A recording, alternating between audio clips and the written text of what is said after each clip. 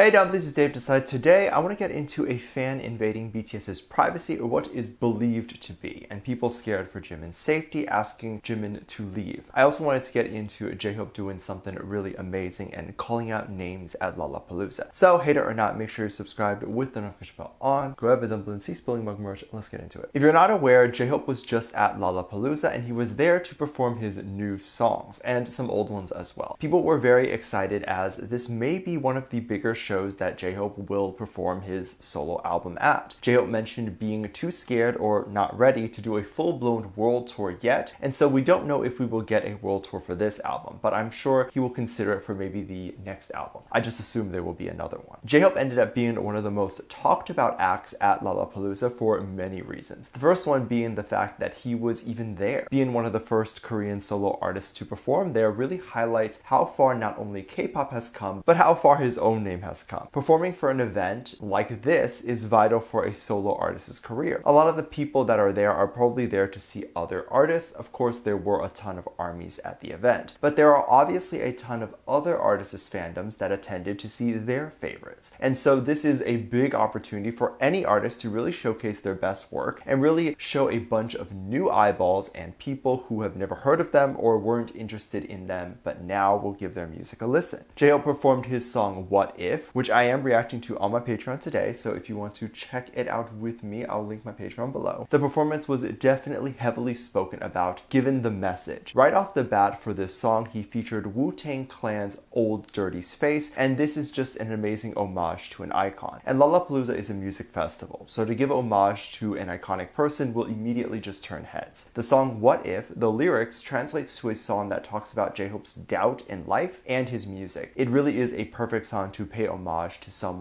that would have inspired his own music and help him keep going. I think we all have people like this that we look up to and keep us going. And it's cool to see who that is for J-Hope. And especially J-Hope paying homage to a black artist, which is so important nowadays. BTS started their career and their roots in the hip-hop world, and it's nice for them to acknowledge the roots that got them there and the inspiration behind their initial start to their career. That can be black music, which they had been open about K-pop being inspired by black culture. Many artists would just take the inspiration and never give credit, but BTS and BangPD have been very open about the idea that black music has been the base of what they do, and then the group builds on top of that. They mentioned this in 2017 during a press conference for the Wings tour. They made sure to talk about this, and this was a hot topic at the time, and only seemed to be getting hotter as time has gone by. A lot of fans at the time were getting pretty fed up, not with BTS, but the entirety of K-pop, and I felt like this comment that BangPD and BTS made during their conference really helped bring back a lot of those fans to feel like it's okay to like K-pop again, and that it can be a musical experience that isn't deeply rooted in racism. Given the hate that black people have been receiving their entire life, it is so important for all K-pop idols to talk about BLM. You can't just be inspired by a bunch of black music, and when these same black people need you, you just disappear. And J-Hope made it clear that he is there for black people, and BTS as a group has done multiple things multiple times as well. I love that performance, and it was so fun to see everyone get so excited about the show. Of course, after Lollapalooza, there was no surprise that J-Hope wanted to rush back to his hotel and live stream with everyone. BTS, if you are a newer ARMY, they often like to live stream right after big events. They take a moment to reconnect with ARMY, talk about their feelings, and ultimately thank ARMY for the support. And there were definitely a lot of ARMYs watching. J-Hope didn't do this alone. He ultimately went back with Jimin, and they both appeared online and seemed like they were having a lot of fun. When BTS enters anywhere, there has always been a history of concern for their safety. BTS can't really go anywhere without some stalkers popping up. It's even more of a concern when the area that the member of the group is heading towards is being heavily documented and reported on. So obviously Lollapalooza was being heavily reported on by both J-Hope and Lollapalooza's press team. And then news was covering everything happening leading up to J-Hope performing. And then of course, even just Jimin flying out to Chicago was being heavily reported on. This will definitely attract a lot of stalkers to the event and in a manhunt to see if they can find Jimin or J-Hope in Chicago or even just get their personal info. Stalkers have been able to get personal information such as flight times and often info that hasn't even been publicly made yet. Sometimes even more personal moments like phone numbers and addresses or even social security numbers are leaked. When J-Hope and Jimin did their live stream, there was a moment that was being heavily talked about. Jimin's phone was ringing and he initially thought it was J-Hope's when Jimin asked J-Hope if it was was his. He said it wasn't, and Jimin realized that it probably was his own phone. Jimin got up and went to answer his phone. It seemed like he realized that it wasn't a number that he had recognized. And then later, when he came back on screen, he asked armies to not call him and made it clear that he did not want this. Of course, this caused concern that is Jimin safe right now? Is someone going to break into his hotel room? I mean, you can get someone's phone number. Why can't you get his hotel room? It wouldn't be the first time a stalker had attempted to get that info or was even in the hotel recording BTS. People were saying that the stalker who was believed to have called Jimin was attempting to verify the number. So what K-pop stalkers do is insane. They'll often take information to resell it to make money. So they'll make an Instagram or whatever, and then within the DMs, say for X amount of money, they will give you Jimin's phone number. But of course, before they can sell the number, they need to verify if it's correct. And how do you do that? Because people can fake Jimin's voice, or Jimin could not pick up. The only way to verify is when any of the members go live, and then the stalker calls to hear if the phone actually rang. And if it did, then they realize that they have the correct number. It's instances like this that BTS has to then quickly change their number. As with many things, once you have someone's number, it's not that far a leap to be able to track them at that point. And if these stalkers can get a very private number, then what else can they do? Of course, the internet was very mad, and understandably so. People were asking Jimin to leave or move locations. But I think Jimin might be okay. First of all, there's many things that the phone call could be. I'm sure each and every one of you have been receiving a mass amount of spam calls and scam calls lately. So if it was an unrecognized number and Jimin simply assumed it was a stalker, given that it had been multiple times before, for him to assume whether it was or was not, but then him believing that it could be, means that stuff like this happens so much that he is always on edge for his safety, and maybe even things like being at a hotel would have been a concern for him. However, I do believe it could have just been a scam call, as I believe the members have a personal phone in which maybe only the important people in their life would have, and there would be no way for others to get that information. I highly doubt even within HYBE they're just giving BTS's number. I would imagine only the BTS manager has it, so at this point I would assume it would be very difficult for the stalkers to get a hold of it. I think J-Hope and Jimin are okay. One of the main concerns has been because Jimin receives so much hate. People are wondering if Jimin is safe given all the harassment he receives online, and now that a stalker has verified his number, he may be in more danger. But HYBE's security is really good. They have mentioned previously what HYBE will do when BTS stays at a hotel is that they'll rent out the entire floor. It might seem a bit excessive, but it's not, because if you rent out the entire floor and if there's security by the elevators, anyone who is not BTS would have no reason to enter the floor, and thus anyone who is trying to can then be arrested or reprimanded. And so it's a very good safety precaution. Jimin seemed okay, and it seemed like he didn't have to leave Chicago, or at least leave too early. There will definitely come a time where people aren't as insane as they are now. I think a lot of the insanity comes from just how crazy the world is right now. I think everyone is very mad, anxious, and doesn't know what to do with themselves. It can be easier to be so obsessed with just one thing and then let it consume you. This is not a justification for stalking. These people should be arrested, but I have to make some reasoning in my head as to why, or I'll go crazy. But what do you think? Do you think there was someone trying to verify Jimin's number, or worse, trying to find him in his hotel? Would you have preferred Jimin leave or move somewhere new so that stalkers would not find him, or is that just too much? And what do you think about J-Hope's homage to black music and an iconic black artist? Let me know what you think. Make sure you check out my Patreon for more videos, link down below. Thanks, just lovely comment right here.